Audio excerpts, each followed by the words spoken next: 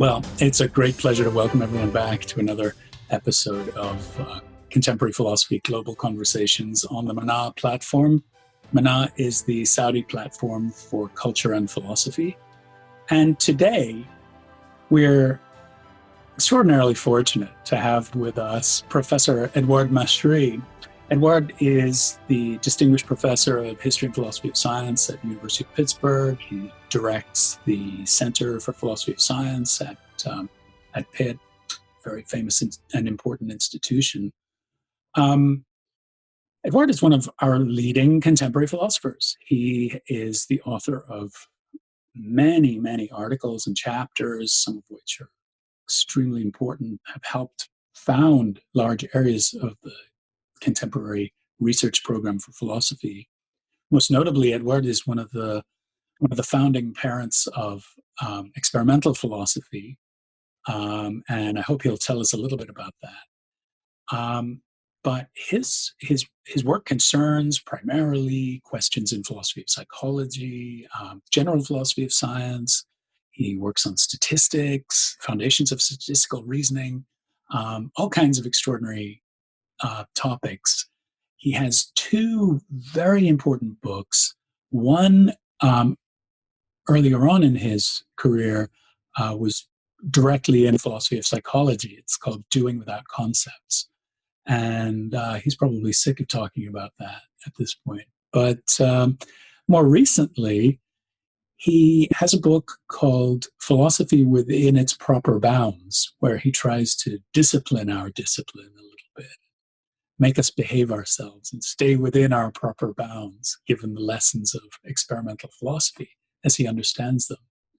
So it's a real pleasure to welcome Professor Machery to join us today. And good to see you. Thanks for joining us. Well, thanks for inviting me. It's a real pleasure to join you today and to be able to speak to your audience.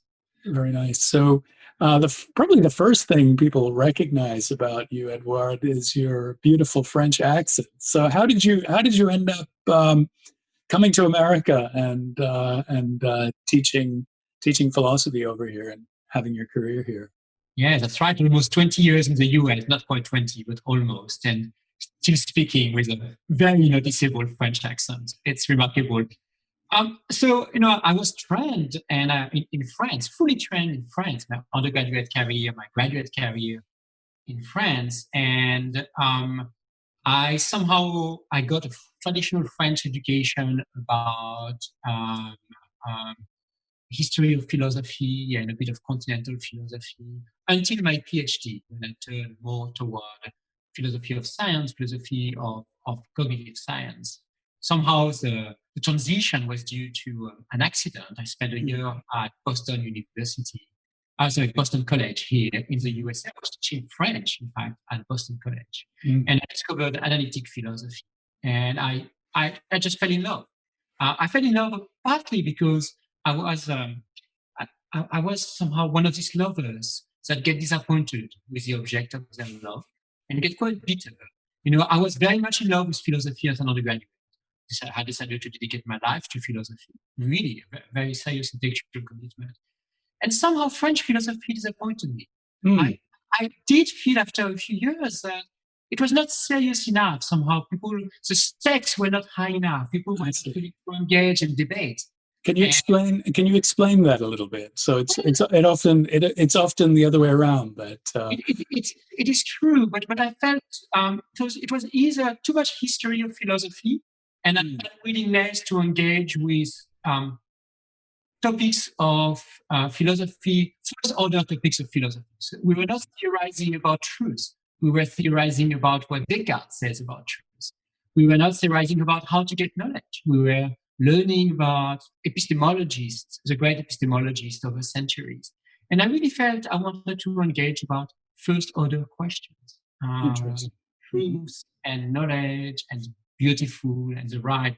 And I really got disappointed by French philosophy. At some point, I thought I was going to quit philosophy, really. Going to logic. I was also taking courses in aesthetics, history of art. But then I discovered analytic philosophy, and analytic philosophy has vices, but one of its virtues, no doubt, is at least the way it's usually practiced, it's focusing on first order question. It wants to know what truth is, what knowledge is, what the beautiful is. And that's the reason why I went to philosophy, and I just realized, oh, that's why I love philosophy, and I can still do it, and here's a way to do it. So I transitioned to analytic philosophy, a more analytically inclined philosophy for my PhD in France, still at the Sorbonne. And then I was very lucky to meet Steve Stitch at Rutgers, who brought me to the US during my PhD and allowed me to get acquainted to the American philosophical scene. And luck played a large role. I was lucky to apply for a job in the US, Pittsburgh, and to get it. And the rest is history, as one says. Yeah, very good, very good. Yeah. So you're known. It's interesting that you talk about your attraction to traditional analytic philosophy, because at this point you're known as a critic of traditional analytic philosophy, right? So the development of what we now call experimental philosophy is in some ways a reaction against what analytic philosophers had traditionally done. Could you tell us a little bit about what XPhi is? I think people might have a rough sense, but maybe you could let people know, what exactly it is, and maybe tell us a little bit about your role in the development of experimental philosophy.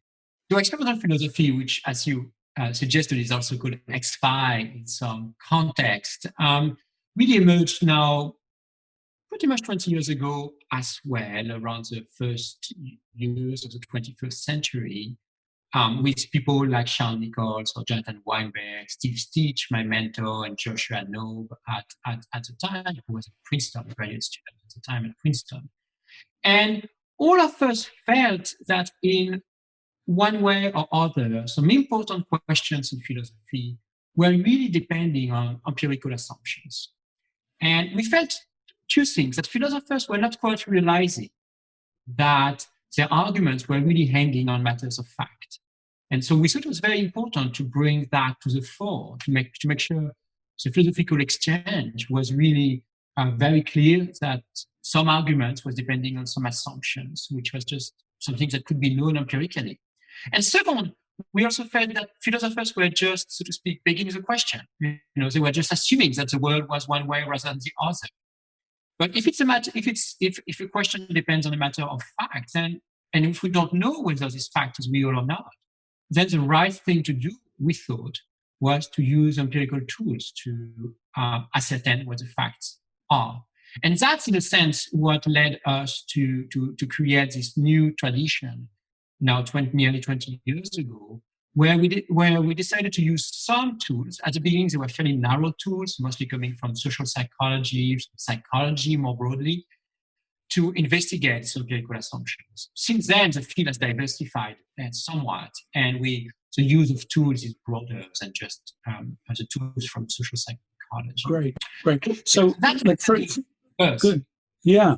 So let's say, for example, in traditional epistemology, so epistemology is the study of knowledge. Yeah. In traditional epistemology, there might have been assumptions about how people understand the concept of knowledge and what the concept of knowledge is assumed to be. So maybe you could say a little bit about how, and this connects to your more recent work in the geography of philosophy, how basic intuitions about philosophical concepts, so sort of common sense assumptions, might vary from society to society, population to population, etc. So there is some sense in which traditional epistemology in the Anglo-American context had understood there to be a kind of a common shared background frame for understanding, what do people think knowledge is? And then beginning from there, one might engage in some sort of analysis or criticism or definitional project, etc. So maybe you could say a little bit about, let's take knowledge, for example, as a case. That's a great example. So indeed, epistemologists have often assumed that people draw distinctions between various concepts. So, for example, epistemologists tend to assume that people think that knowing something is not simply the same as believing something and having a true belief, that there is something more for something to be a state of knowledge. And these assumptions are often the starting point of fairly complicated philosophical arguments. But they have to be true for the arguments to hold. And it's actually remarkable that, indeed, again, implicitly, not rarely explicitly, but at least implicitly, we have argued that epistemologists assume these distinctions, these concepts, these intuitions to be pretty much shared by a universal common sense. Of course, and it's here's a blame is not simply for analytic philosophers, but this tradition of making assumptions about what common sense says as a starting point for doing philosophy is much older.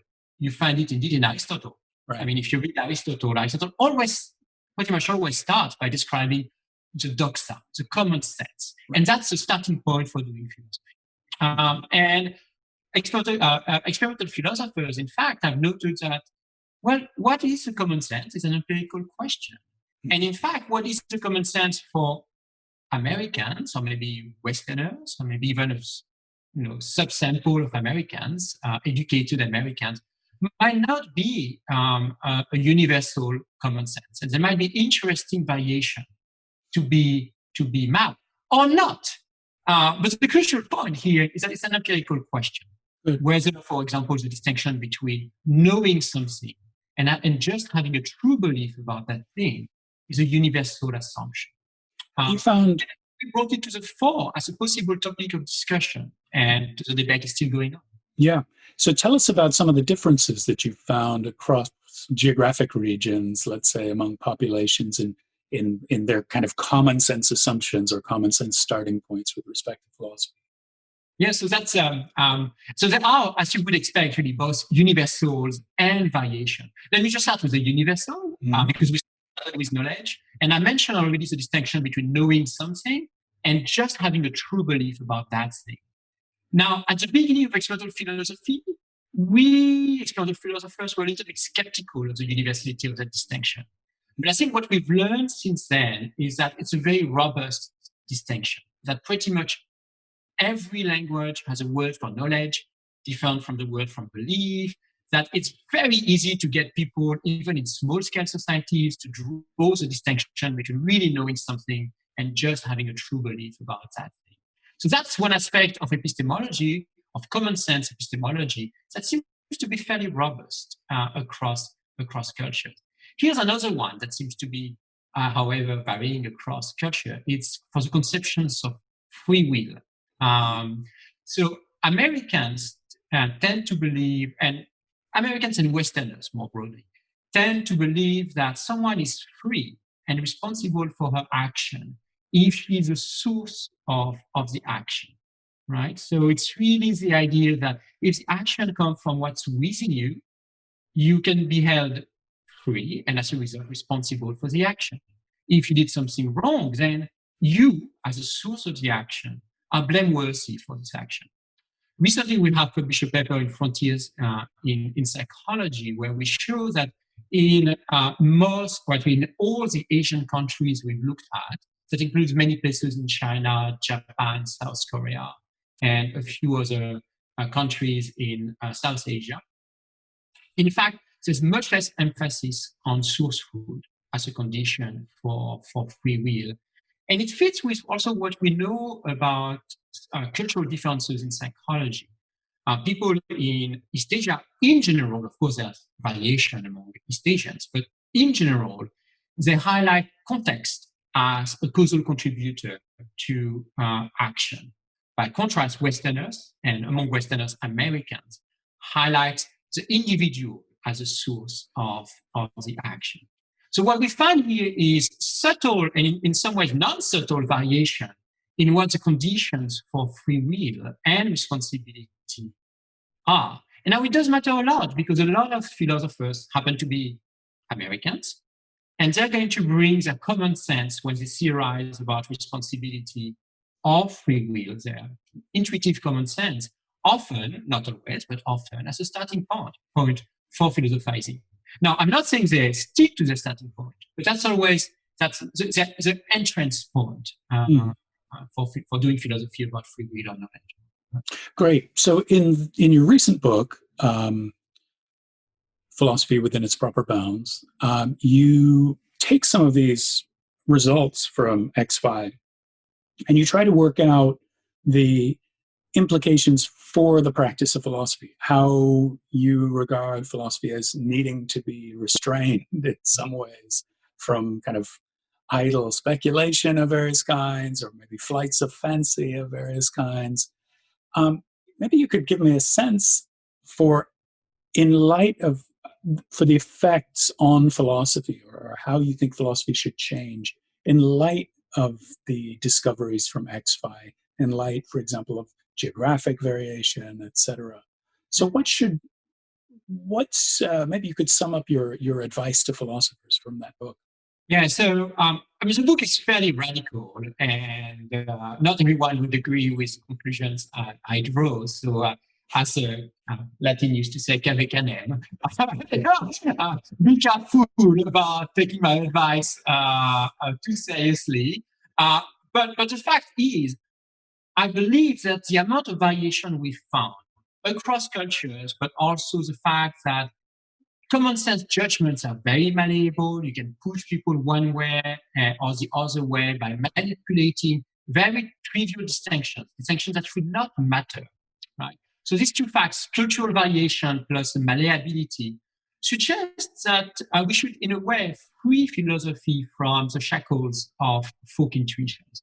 And we should not have philosophy depend on somehow what we take intuitively to be knowledge. And to the extent that a philosophical problem really requires these assumptions, these common sense assumptions, then my advice is so much for this philosophical problem. We should probably try to reformulate the problem in such a way that we can philosophize about it without depending on common sense assumptions. So that's a radical proposal, is that this idea, which is, as I said, a very long, century-long history, that we should start with common sense, is in fact challenged as soon as you take into account the contingencies of common sense and also its frailty. So that's really, and if you're a young philosopher, my advice is, in a way, be bold. And being bold in that case is, don't necessarily take the problems as the tradition gives them to you. There's always, for every philosophical question that depends on common sense, there's a way to investigate that philosophical question that frees it from common sense. I think that's really the way philosophy should be done. And often that's the way the best philosophy has been done over decades and centuries. Mm-hmm. Yeah, it's interesting. So the rise of, or the centrality of common sense in Anglo-American philosophy, is a relatively new new thing. So, and there, as you said, there are many ways to break free of the bounds of common sense. So traditionally, we might have discovered, okay, well, when I go on vacation, the norms and the habits and customs of other societies are very different from my own. Mm-hmm. They do things that I wouldn't do, or we seem to have a very different understanding of what basic common sense amounts to, in terms of, how do you greet guests who come to your house? How do you take your shoes off when you go into a house, et cetera, et cetera. That kind of variation had been one source of the skepticism with respect to one's own tradition, right? That kind of intercultural contact. But also imagination. So one of the things that you're actually quite critical of is the role of thought experiment in philosophy, that you think in the book you describe that as maybe having gone a little bit too far, that philosophers are too willing to entertain these exotic thought experiments. But hasn't that been another way for philosophers to push against common sense?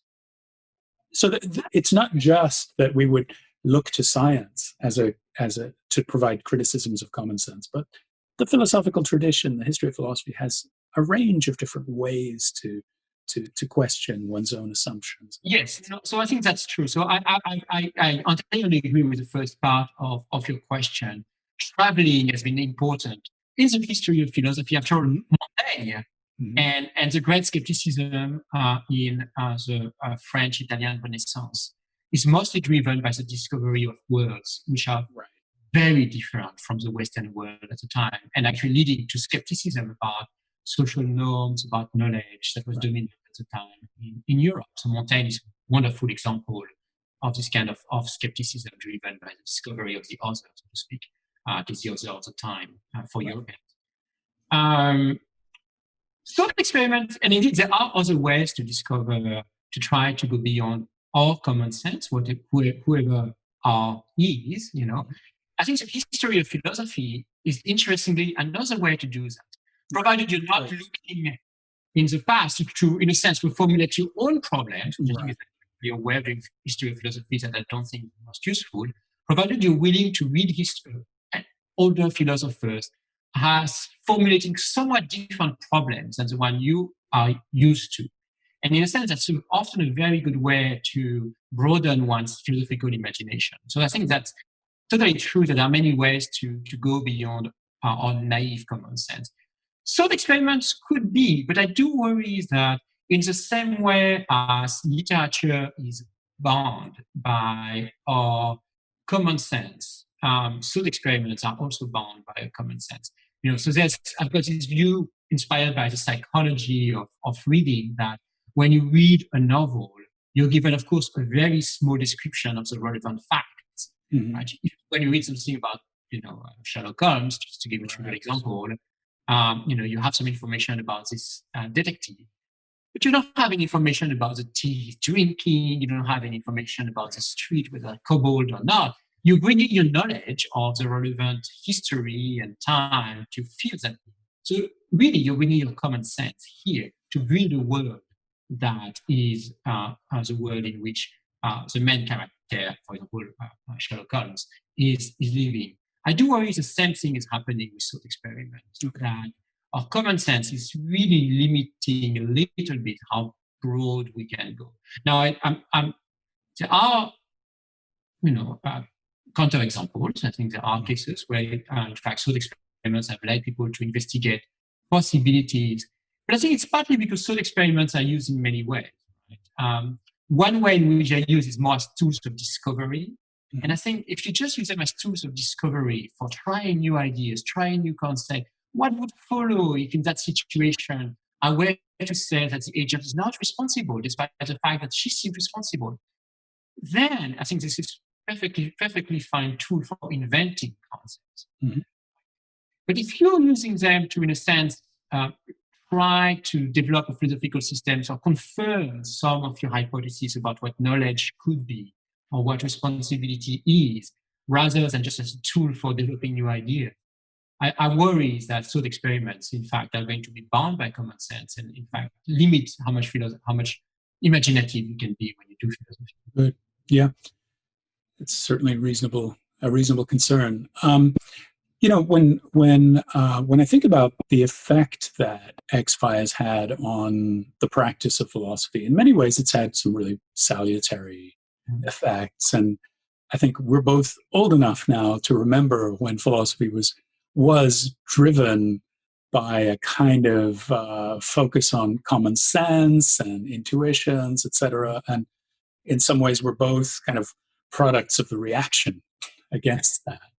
So some of us went more deeply into the sciences. Some of us took formal epistemology or formal methods very seriously. And then XFI was maybe the most prominent and maybe the most influential turn away from traditional philosophy. I wonder about this turn to science, and this would bring us to your more recent work.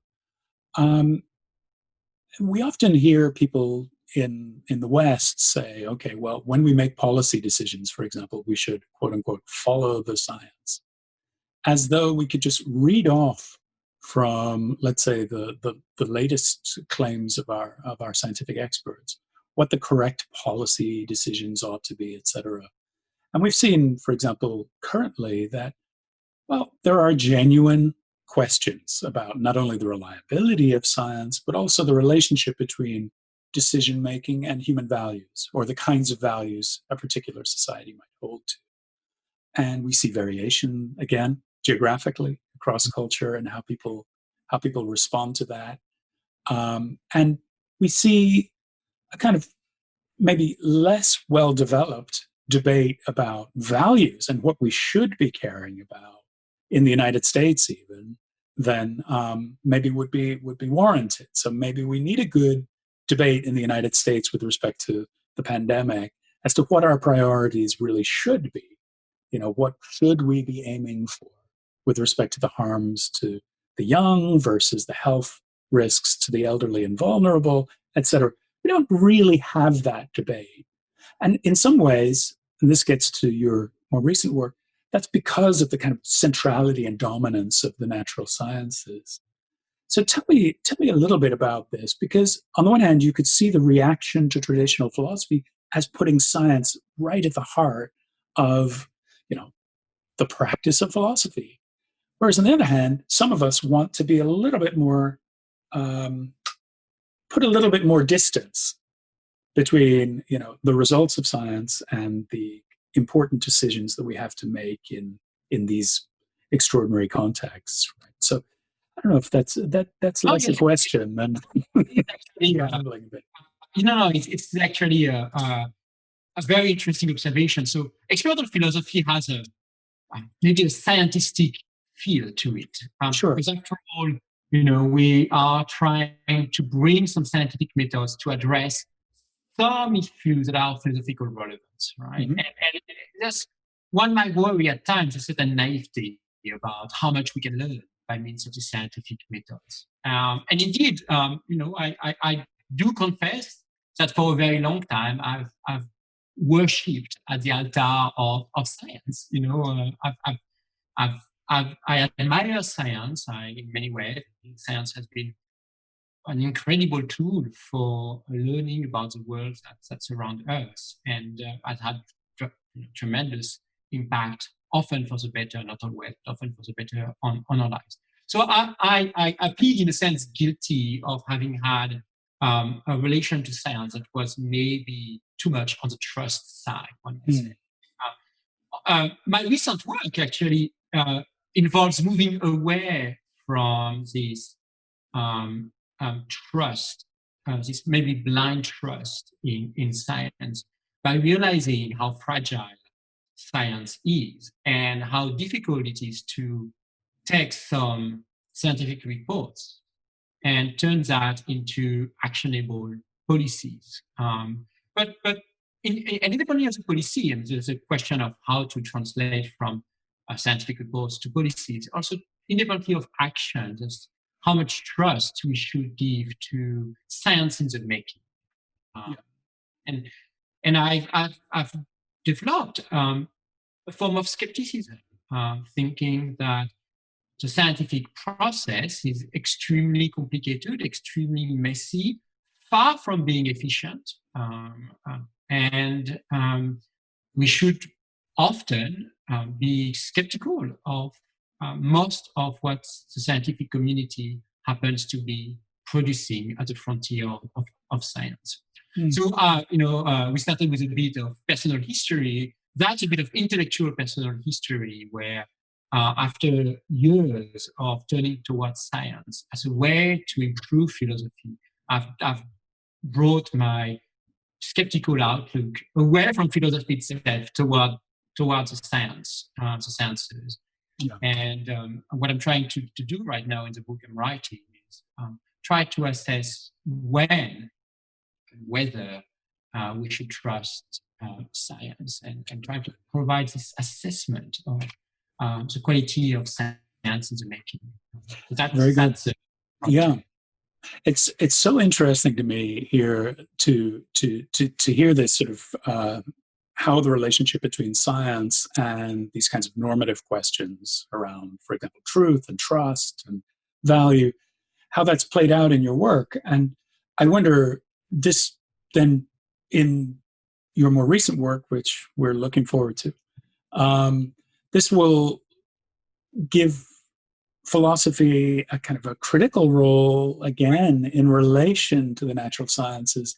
That I'm curious to hear what are the resources that the critical philosopher will look to then as they do their work in relation to the sciences.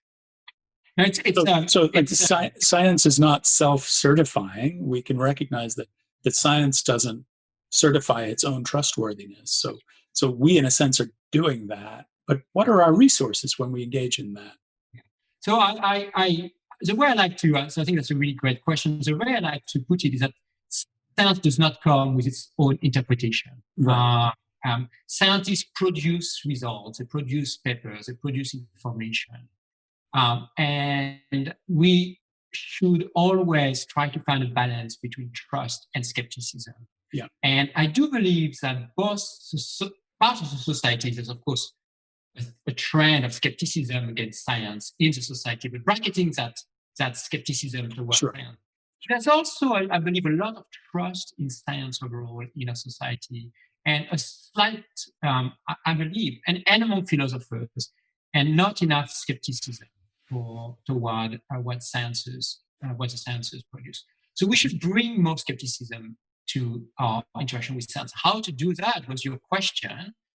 Well, I do think there are tools that we can learn. I think there's this general education in understanding what good science looks like, and that's really what we should learn to do. My feeling with respect to what philosophers like me, naturalistic philosophers who think that good philosophy should stem from science and gravitate around science. My concern is that we've often been lacking the critical spirit and the assessment of what contemporary good science looks like. And we've taken too much science at face value instead of being critical. But as I said, we can learn to identify what good science looks like. And great. That's difficult to do. I'm looking forward to this new book. And really fascinating project. Let me ask you, by way of closing, something I ask guests on the show. What are your hopes for the future of philosophy? And maybe another way to put that, if you'd like to, is, we have many viewers who maybe are young people who are interested in philosophy, who don't know how to get started, don't know what to do, maybe necessarily. What do you hope for the future philosopher? And maybe you could offer a little bit of guidance also. Yeah, so my advice for a philosopher is don't do simply philosophy. I do believe that the best philosophy is always outward looking. And it's not simply outward looking towards the sciences. It could be outward looking toward policies. It could be outward looking toward political questions, toward political science. It could be outward looking toward aesthetics and the history of art. My sense is the best philosophy, and the most interesting philosophy I've seen is, of course, very sophisticated from a philosophical point of view. So no one should neglect developing philosophical skills and drawing distinctions and giving examples and counterexamples, bread and butter of being a philosopher.